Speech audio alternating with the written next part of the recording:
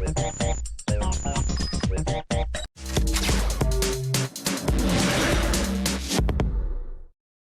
we begin with a game about the fast-paced world of drift racing. It's the sport of the future, you know. Here's Tokyo Xtreme Drift Racer 2.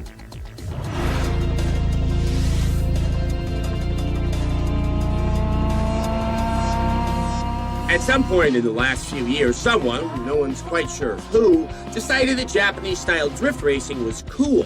To that person I say this: thanks a lot! Because of you, we have to deal with Tokyo Xtreme Racer Drift 2, a game that's as convoluted as its title.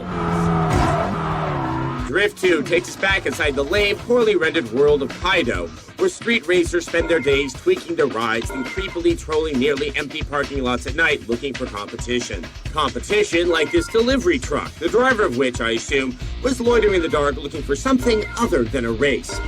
Sorry, Hariki, I guess you'll have to find somewhere else to dump the body. Although the game is technically a sequel, it's more likely that the 2 is there to indicate that everything crappy about its predecessor is still here, but doubled. Case in point, the graphics. It's hard to capture the true spirit of drift racing when employing what looks like 2D backgrounds from the first Ridge Racer.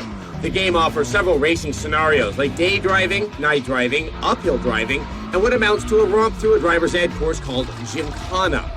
Not to be confused with gymnastics meets martial arts masterpiece Gymkata, which actually has a more cohesive, well-crafted plot than this turd of a game. One would think that drifting is an important part of Tokyo Xtreme Racer Drift 2, and technically, it is important. That is, if you can somehow execute a drift.